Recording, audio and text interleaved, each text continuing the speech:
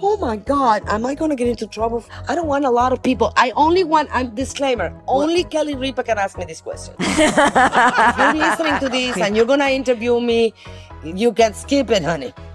Somebody got to cue me, or do I cue myself? Cue yourself. Okay.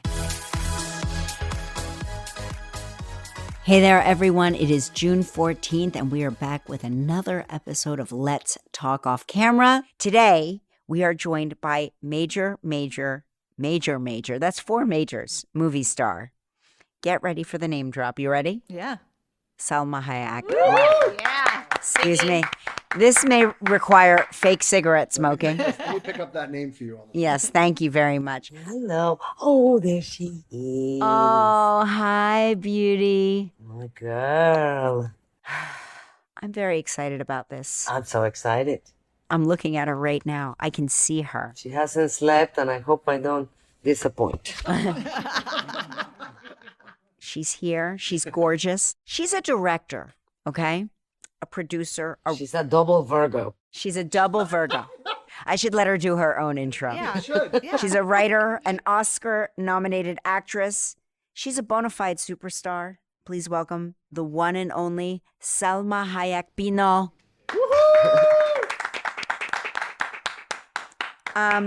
Let me just say something. I know you haven't slept, but you are absolutely gorgeous. I'm gonna brag. I've seen Salma on vacation. We were staying in the same place at the same time. I've seen her fresh out of the water, on the beach, no makeup, wet hair, full mom mode. And I can honestly say, easily the most gorgeous woman I've ever seen with the most gorgeous body I've ever seen. I would say it's unfair, but you are such a kind, lovely, normal person. I can't even be mad at it. Thank you. I really appreciate your delusion. You know, people go nuts. You post a photo on social media and people go absolutely crazy.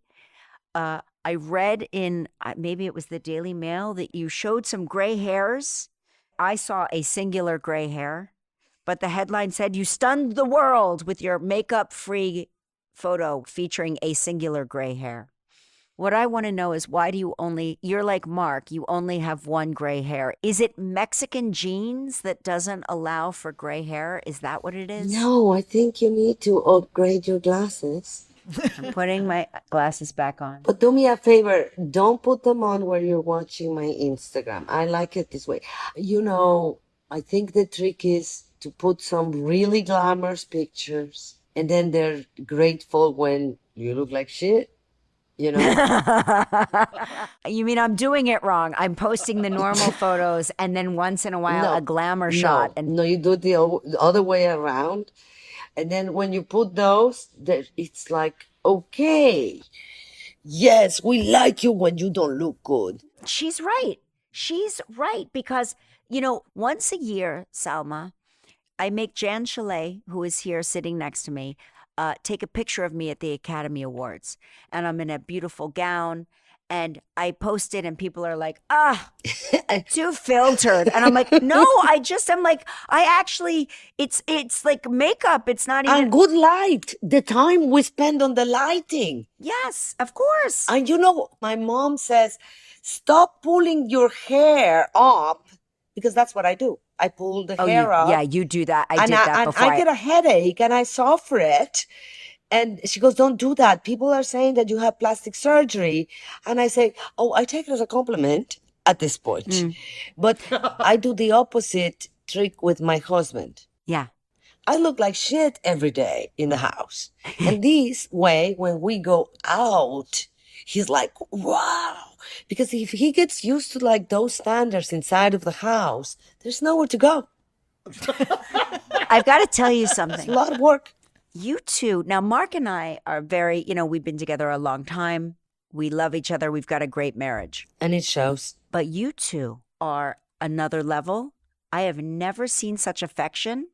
You're almost like still on your honeymoon. You two are the most affectionate couple I have ever met in my life.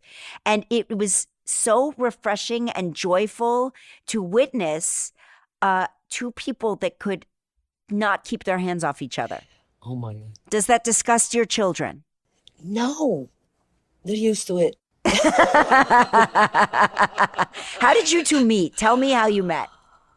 Oh God, I never like to tell this story. I don't like to tell this story because it's so perfect, so wonderful. People are gonna think I'm making it up, and also because I want to keep it special. If you repeat it a lot of times, it loses the specialness. But I can tell you this: he saw me in a restaurant, and I didn't see him, Okay. and he knew who I was, but he didn't know I was crazy.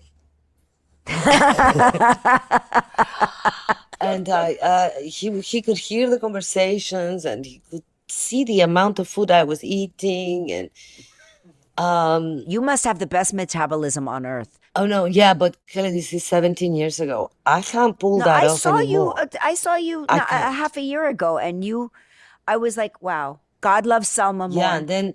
and then I got home and went on a severe diet because what I was doing before is like always yo-yoing. Mm. And I'm really proud.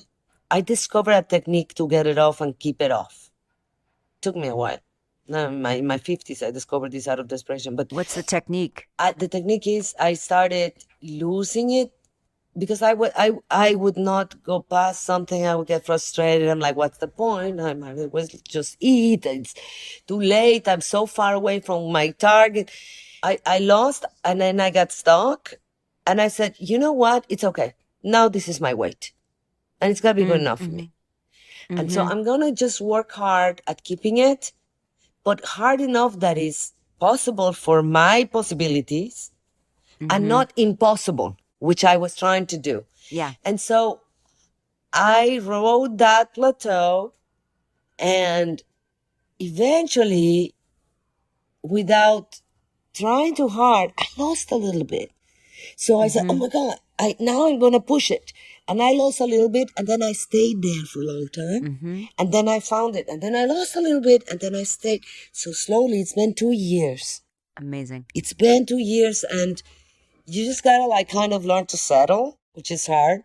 And you don't weigh yourself, right? I never. Every day. Are you kidding me? Every Oh, you do. day. I wake you up. That's the first do. thing I do because you have to control the area so that you don't go up too much.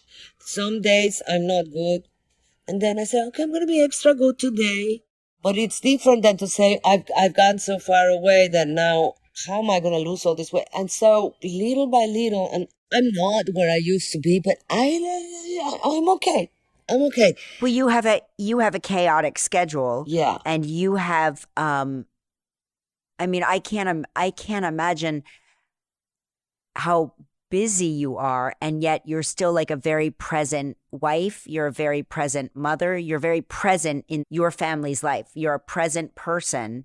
If I didn't know any better, I'd swear you had like 7 clones, because I'll see you in the newspaper at Cannes Film Festival, and yet then I'll see you also on a film set, and simultaneously I see a picture of you in London, and I think she is somehow always traveling. And I think traveling is enormously taxing. Oh my God. Tell me about it. If you're trying to maintain a weight, the worst thing is travel. It's the worst. Yeah. Especially because I get very anxious on plane. I'm getting more and more anxious as I get older. And I just want to eat the whole way. And I'm not a good sleeper on the plane. I gotta tell you something funny. Coming to New York, I was on the plane 3 hours to take off. It was the most bizarre thing, different reasons, one after the other. And people were getting really, weird Angry. on the plane. And somebody, next to me, this lovely woman said to me, can I take a picture? We haven't even taken off. Right. And of I course. said, no. I have no makeup. Not yet. I am exhausted. Please, I need to relax because I get straight to work. Okay, but then will you take it with my daughter, who was like 20? And I'm like, no, please. And I'm traveling I'm not taking alone. a photo with somebody who's 20. Finally, we take off. I try to lay down and go to sleep. I'm still not sleeping, but my eyes are closed. I move a little bit. And all of a sudden, the little blanket moves, and I feel this creepy movement of the blanket going up, and then a tap. I open one eye to see, like, what the heck is happening? The woman's tucking me in. The one next to me who wanted to take the picture is tucking me in. She's tucking you in? And she discovers that I kind of opened my eye a little bit. And she goes, I just don't want you to get cold. I'm just like covering you back up. And I want to say, like, please don't do that. It creeps me out. I need my space. But of course, instead I said, oh, thank you. You know? and then I go, oh my God, what do I do? I can't go to sleep. She's going to take a picture of me. Like, she's going to get in bed with me talking and take I don't know what's going to happen if I go to sleep. This is like a horror movie. It sounds like you got trapped in a horror movie. I still cannot sleep. And apparently I move without knowing. And she does it to my feet. So this time I just like kind of pulled my feet in, didn't open my eye, didn't say thank you. But I couldn't sleep the whole way here. So it takes a toll when it makes you want to eat when strangers try to talk you in the airplane bed. And so I guess it gives me anxiety. I'm claustrophobic, and the traveling, it's really stressful. It really is. And you know, you were saying Especially for something. you. Oh yeah, no. Albert is here. Wait a minute. Come here. Come here. Albert is here. And Albert goes, when did you realize the woman tucking you in was Kelly Ripa? Oh, I wish I wouldn't have minded if you snuggled in there with me and took pictures. You are such an asshole. And you know, you were saying something about being present. I'm trying now to have moments when I'm present in a different way and find a space to be comfortable, because I don't even know what to do when there is not 1,000 things to do. Mm-hmm. I have my meditation, that's what saves me, but I want to like carve the space to hang out with friends. I want to be present in a different way in things that I've kind of abandoned in the past. Are you still taking every job that comes your way, or No. do you turn most of them down now? No, I'm turning a lot down. Most of That's them good. down. That's good. And you know what's really exciting? There was a time where all the movies were about the guys. Mm-hmm. And if you got the lead with an actor where it's a big actor and you're just like, it's kind of the female lead, they would call it, but you're really barely in the movie and you have no character. But that was still considered like a great accomplishment. Right. And now I get those scripts where before I would have gone like, absolutely. And I go, oh, no, dudes. It's a different time. You know, we're like, you want us in your movie? Write a real role. You know, Right. and more Yeah. and more, a lot of us are doing it, and it feels so good to pass. But it's hard, though. I think it's hard for actors because, you know, I'm married to an actor. And so I know that actors always have the fear in the back of their mind that if they turn the job down, there won't be another offer. It's that gnawing feeling. I always have that, but it's easier to pass when it's bigger than you and you're doing it for a purpose. Yeah. Yeah. You know, times have changed. You want us in your movies. Give us some dignity. You worked with Mike White. Oh my God, I love him so much. I have such a fantasy of you starring in The White Lotus. Oh, in The White Lotus. No, he didn't write me a part for that, but he wrote No, me but a movie. I know he did, but will he write you a part in The White Lotus? And if he did, would you do it? Absolutely. I would do anything with Mike. I have a fantasy of acting with Mike. We're so good together. Yeah. He's a great actor. Oh, he's a fantastic actor. We're very funny together. He's a very, very dear friend. I am obsessed with what he does with sound. Mm-hmm. Yeah. And how he combines it with images. But it's hard for me to do series because I'm still very present with my daughter and my husband and my dogs and the house. And so just like I can't, even though I'm trying to carve more space, I can't like say, okay, bye, I'm gonna go do a series. See you in 3 months, in 4 months. I just can't. I can't. Yeah. Not yet. You're close, though. You're close because They Valentina's go how to old? college. I know. Yeah. She's your youngest, right? Yeah. I'm telling you, you'll be sobbing. A switch will go off, and you'll realize that I'm you've free. sacrificed for many, many, many years, and now you're free. And again, they come home, you will see them all the time. It's not like you're no longer a mom, you no longer have children. They come back all the time. As you know, with the older kids, you see them, but it's different. You have more freedom. You have freedom to pick and choose what you do and where you go and how long you're gone for. But I have that actor thing that I hope that I'm not too old for that freedom for my work because I started quite late. So I might be 70 by then. You No, know? stop. You still look like you're 30 years old. I mean, you really do. I'm not just saying that. I think that there's something about, I don't know if it was like your grandmother's wisdom, because we've talked about that before on the talk show. I don't know if it's just your lifestyle. I don't No, know it's what not it my is. lifestyle. Have you still never had Botox?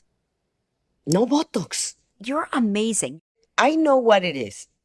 Because of a lot of pain in my body and health issues, somehow I developed this strange meditation that I keep evolving. I can do it for hours because you don't feel the time, and it's so much fun because it's not like you sit there and you think of nothing. It's actually feeling the energy, and it moves and it dances inside of you, and different feelings and sensations. So I do a lot of the frequency machines, the different kinds of frequencies, Yeah. and they work on me better than on anyone. And just the meditation itself, sometimes when I'm doing it, people tell me when I come out of the room, oh my God, again, you look 20. Yeah, you look 20 years old. And I right? think Yeah. that because of that, maybe when I do these frequency machines, they work, it is so noticeable on me. It is so noticeable on me. We got to get the frequency machine. Oh, you know, radio frequency, micro frequency. Yeah, They're we so had good. one. We had one on the show today. You charge it, and then you put this gel on your face, and Yeah. it gives you like electricity. But is that what you mean by meditation? No. No, she's saying she meditates, and then because the meditation is like an energetic, kinetic meditation, It's my theory. It's not been scientifically proven. her theory is that maybe those machines work better on her. The people that do the machines say Yeah. that the results I get, not everybody, they don't get with Yeah. other people. Do you ever miss a day of meditation? Yeah, but I can do 5 minutes and it can be very powerful. Well, when I don't do it for some time, guess what? Not only the face starts to drop and everything starts to drop, my herniated disc, the problem in my neck, the problem in my hip, my ankles, I start breaking down like this. My husband doesn't believe in it, So Francois doesn't meditate. he doesn't meditate, and he really doesn't want to believe in energy, and he really tries hard not to. But when it's really bad, he's kind of says, have you been doing your yoga? He won't even call it that. Yeah, right. He won't call it meditation. He calls it No. yoga. Yeah. And sometimes, like, we have to do something and I cannot walk, and he goes, why don't you take a minute to do your yoga? He doesn't ask any questions. Right. It really freaks him out. So let me ask you a question. If I were to stumble upon you meditating, what would I see? What would it look like? Are you moving? Are you chanting? Are you silent? Are you still? What's happening? This is a very interesting question. Sometimes I feel I have to stand up. I listen to my body. Mm-hmm. And it's weird things. I gotta put this chair and put my legs. It's almost like listening to your instincts that we second guess all day. We are always looking for the strong sensation. But I always say, if I had to say like one thing, it's to say that the sublime is in the subtle.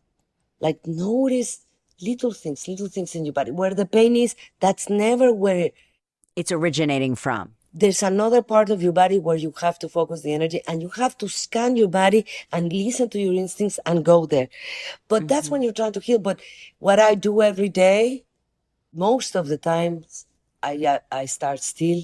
There is movement, but you have to learn to let your body move on its own and not you moving your body. Moving your body. So you're almost disconnecting.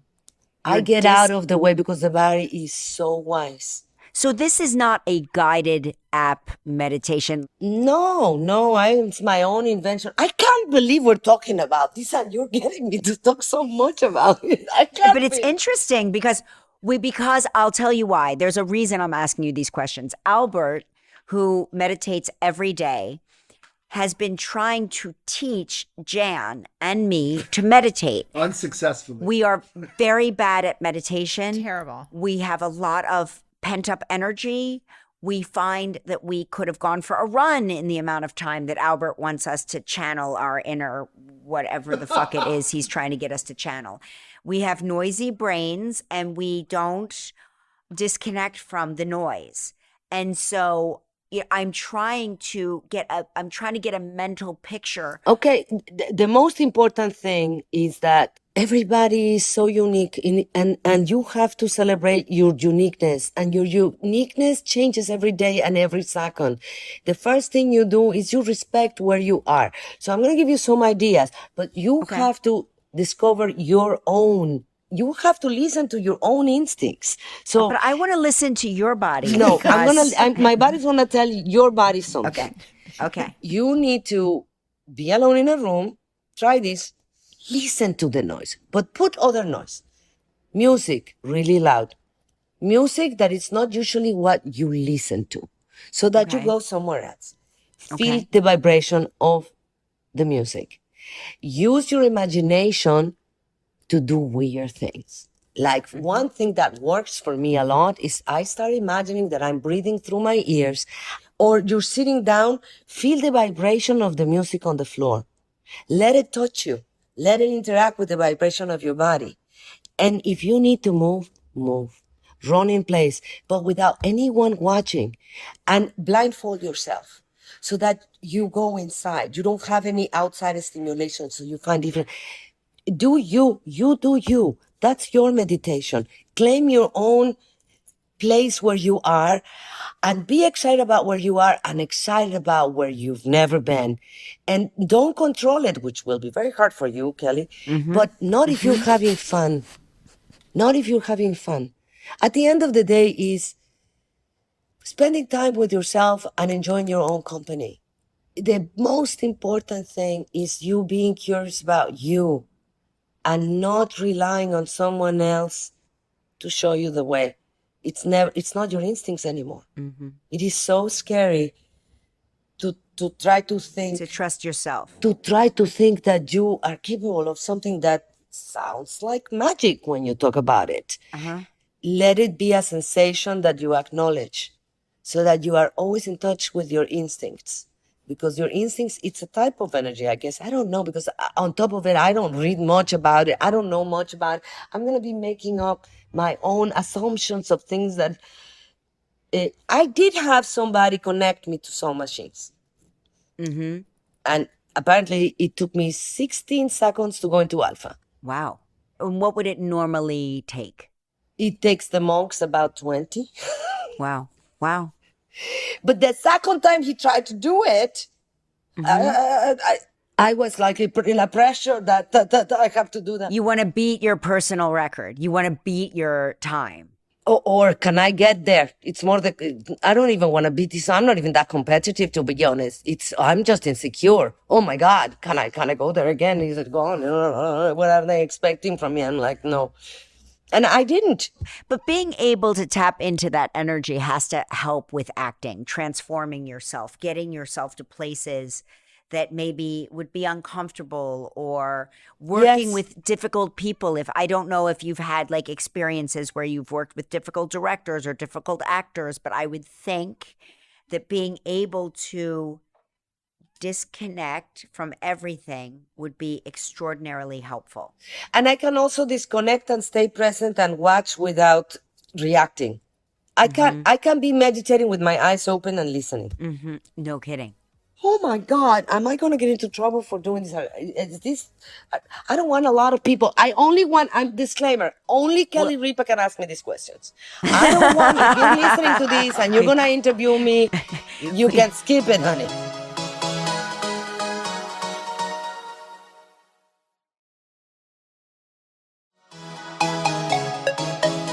Like I said, the only reason I ask is because it's a common theme here on this show that we cannot meditate. Kelly, one of the reasons you asked, it's because your instinct knew that your way into it, it's moving. And you asked me a very strange question. What would it look like? Would you be moving? And if you start dancing by yourself in your bathroom, nobody's watching, it's a form of meditation. You can feel the joy in your body. That's what Mark said. Mark told me, he said, you don't realize you're meditating every day. Every time you go into a dance room and you put on that loud music and you start sweating and you start moving your body, he said, that is a form of meditation. You go and in trance.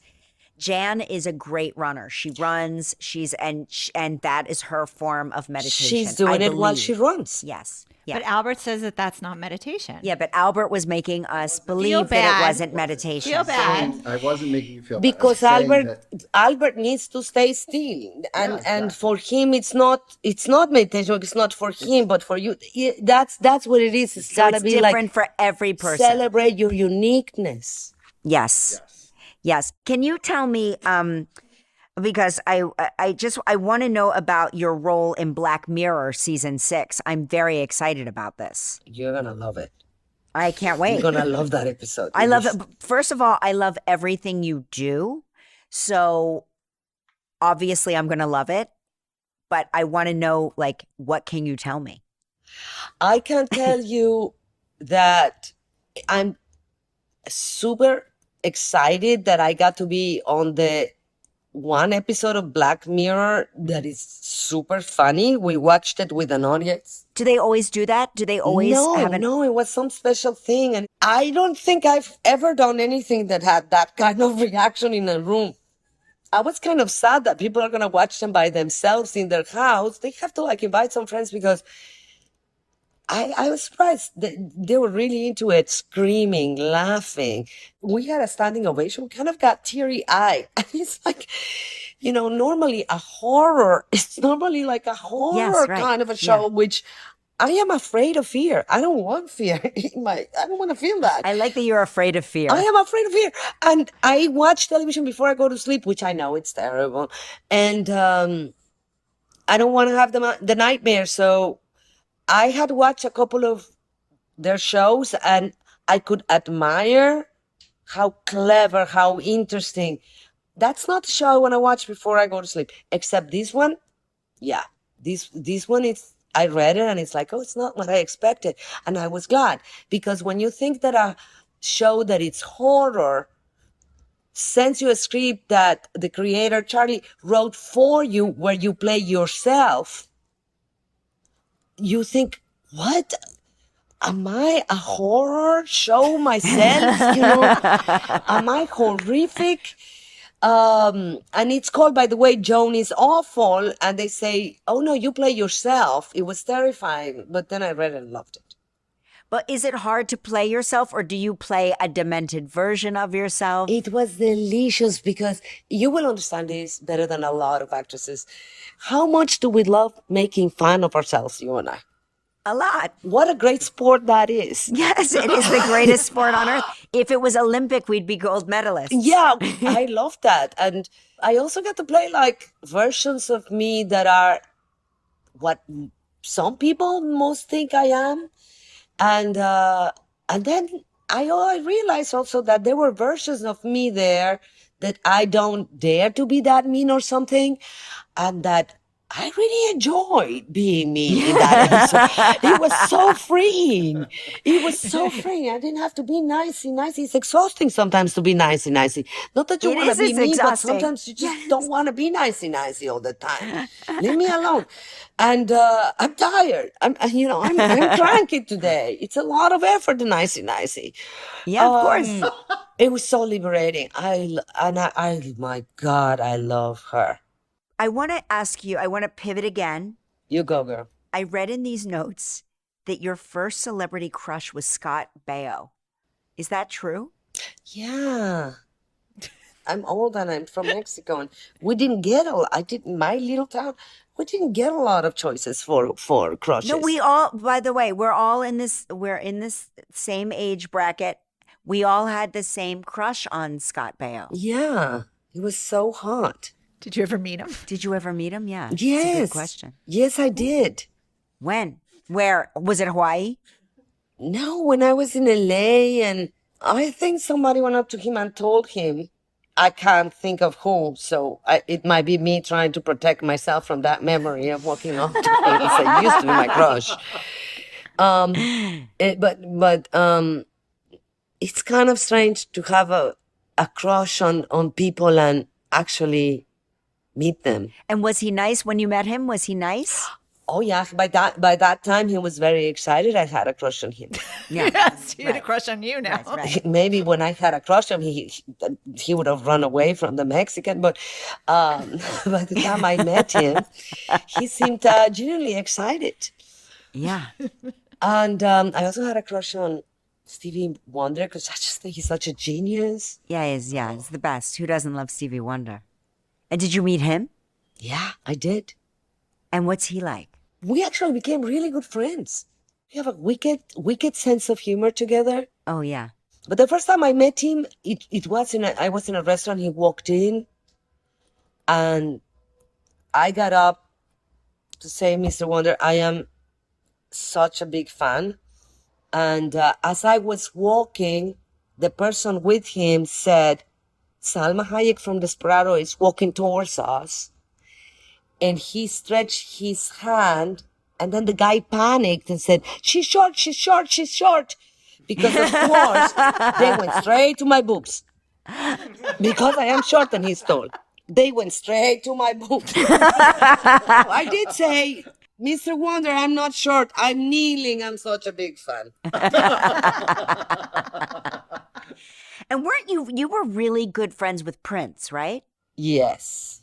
And so, I got to tell you, I had every poster of Prince hanging up in my bedroom growing up. I had every album. I bought the cover of Rolling Stone.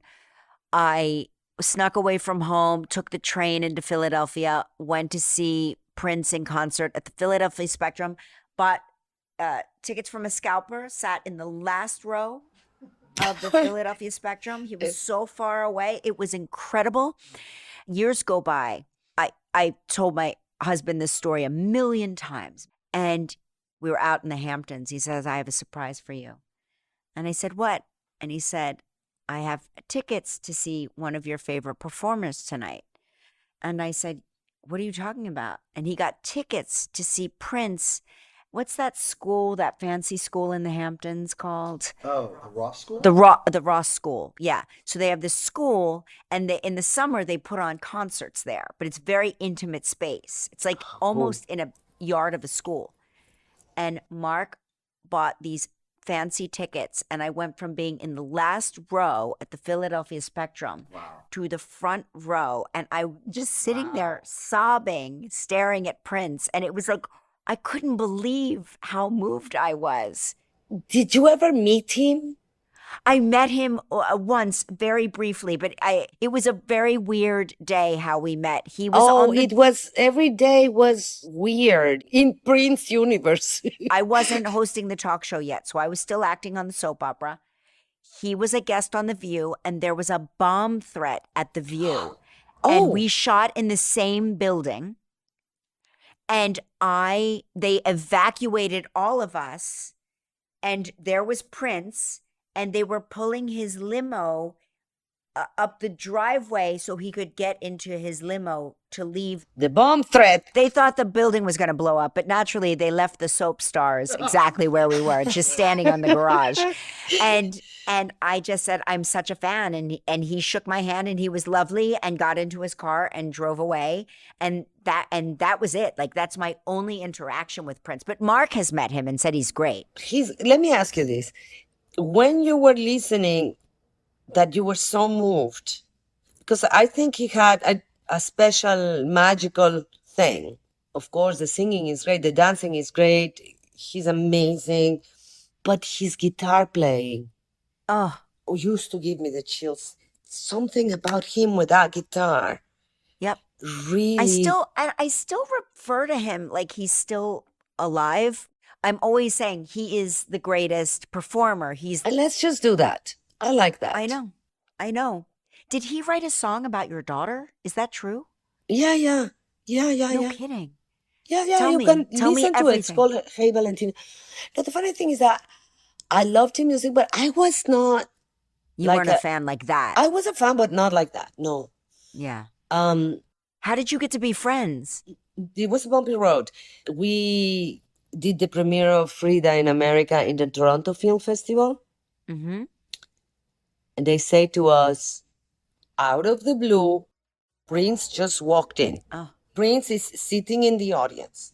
And everybody was like, oh my God, Prince. Yeah. You know, he's sitting in the audience.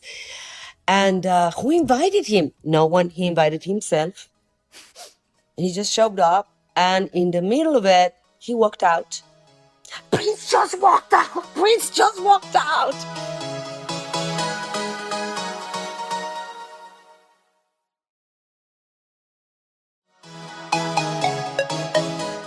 Out of the blue, Prince just walked in. Oh. Prince is sitting in the audience. And everybody was like, oh my God, Prince. Yeah. You know, he's sitting in the audience. And who invited him? No one. He invited himself. He just showed up. And in the middle of it, he walked out. Prince just walked out. Prince just walked out. In the middle of Frida. Mm-hmm. Oh.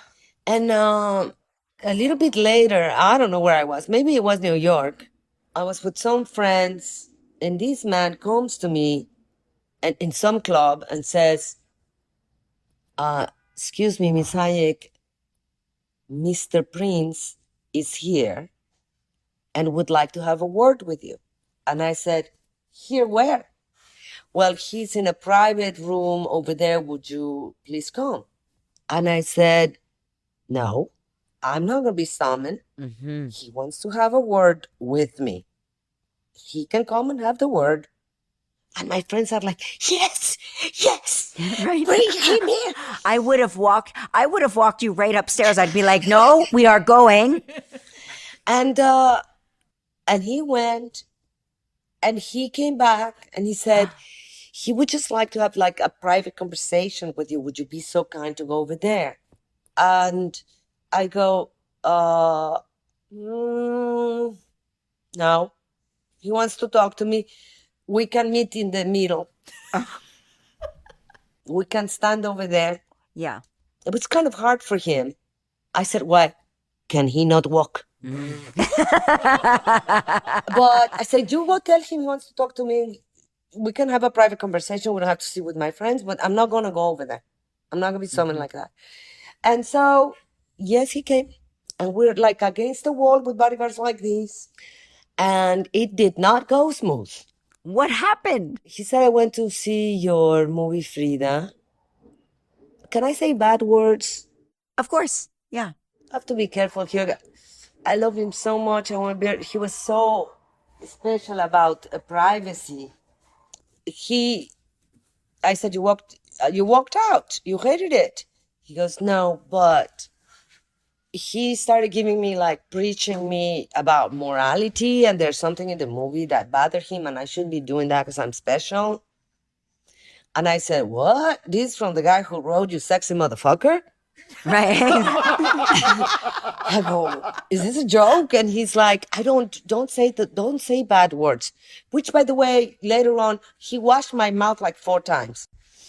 He washed Later on your in the mouth? friendship. And it was funny. We were like, we would just play because you know me and I know you. Yeah. We're very expressive with our words. And We're free with our language. yes. And so He says, I don't do that anymore. I'm glad I never got to say more than, hi, I'm a fan to Prince. He would have loved Could you you. Oh, imagine? he would have loved you. He would have complained about you like he complained about me, but he would He have would have loved you. made me gargle with Dawn dish soap. I'm sure. Drano. He would have. Drano, 100%. Yeah. But you know what? He loved authenticity, and he would have absolutely loved you. And so we had a fight. Oh my gosh. And I'm not going to tell you all the things I told him, but I was feisty and I was like, You didn't back down. You held your ground. oh, no. Anyway, we said our goodbyes. And then he started sending some things to try to change my mind and the new albums and this and that, because he's not like that. He's different. And I said, you know, I like the other music better. And so we started texting and I made him laugh. I made him angry. He was not used to that, but I made him laugh. I never lied to him. I was brutal. He would get angry, but he would call again. Well, think about it. When you get to a certain point in your life, and I'm sure you have found this in your own life, you have to surround yourself with people who will be honest with you. But I think it's particularly hard in the music industry Yes. to find people that are not yes people, to find people that will be honest with you. And I think that's what he was drawn to, is there is no artifice with you. You're not a phony. You're not a fake person. And I'm sure he loved being challenged. I'm sure it was the first time ever he summoned a woman who did not come running up the stairs. I know I would have knocked you out of the way to run up the stairs. I would have run right over you to get up. I would have carried you up the stairs. It was the perfect match for a friendship because I was honest with him, but never judgmental. And I did it with a sense of humor. And it turned out he had a fantastic, ironic sense of humor. So the bantering was so loving and it was not hurtful. He was also sensitive. He had fun having discussions. And also he had very specific spiritual beliefs by then. And, I would listen to them and we would have very interesting conversations about that. Yeah. And I would not agree with the beliefs, but I was curious and it just led to interesting questions. And I would sit with him and read the Bible and then I would question him. He thought he had all the answers. And when he got stuck, he would call his friends and then he would enjoy me challenging them and them not having the answers. And, Yeah. my God, what a great loss. Somebody that can stimulate your brain constantly and make you curious about life and with interesting conversations, music, laughter, and support because nobody ever believed in me as much as he did. We used to sing for hours till 5. He used to go on and on to the point where I said, can you please shut up and leave? In these nights, sometimes I would sing and he wanted to produce an album for me. And I said, there's only one problem, my friend, huge stage fright. Oh, is that what it is? Yeah. And he tried to train me to get rid of the stage fright. And one time he flew in the band, got me on the stage with no audience. And he said, you're not coming down till you sing. And I couldn't. I would get out of the stage and sing. He would sit with me. I would sing a little bit. And then I would get on the stage and the sound wouldn't even come out. And then eventually I threw up from the pressure.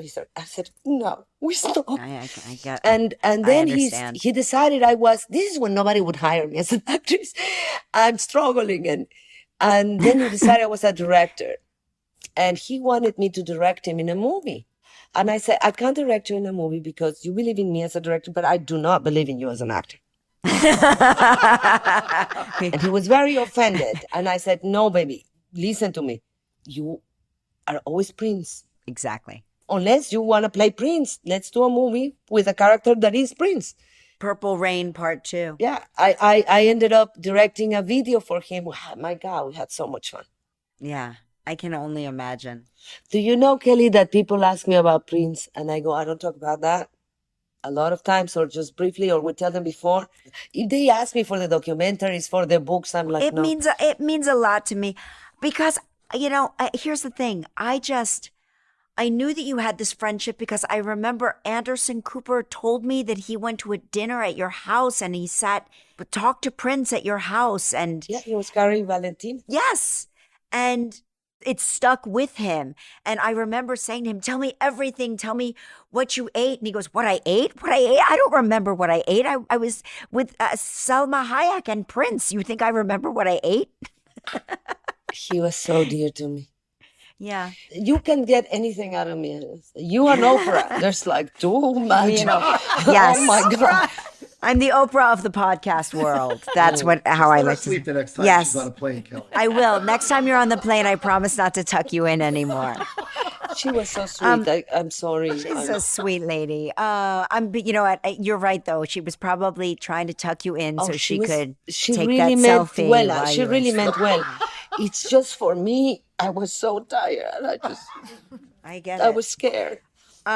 Selma, thank you for doing the podcast. We look Thank you so forward to much. seeing you in Black Mirror. I can't Please wait. watch it. I will. And I'm going to say something. I'm just going to say it. Look for Salma Hayek in an upcoming season of The White Lotus. Yes, put it in the universe. Oh God. I'm just saying it. How much are we gonna laugh if it happens? It's gonna going to Needs happen. it. And I'm going to say, I want Mike White to star in that season of White Lotus starring Salma Oh Hayek. yes, let's send him the podcast. He'd love to hear. I'm going to send it. I'm sending him the podcast. Selma, thank you so much. Thank you so much. My love to the family, okay? Same to you. I'll talk to you soon. Bye. Mwah, mwah, mwah. Thank you. Wow.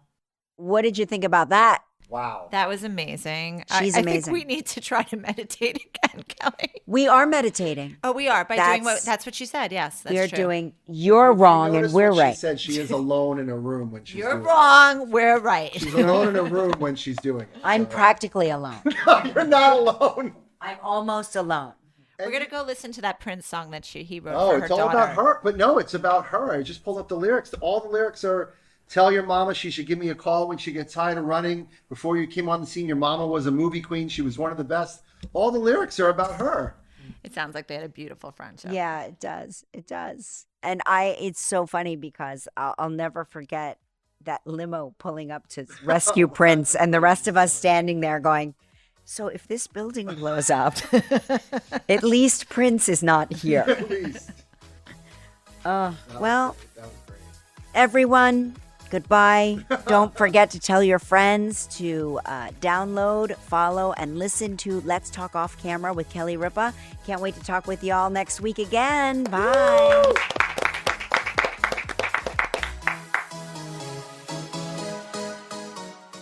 Let's Talk Off Camera with Kelly Ripa is a co-production of Melojo Productions and PRX Productions with help from Goat Rodeo.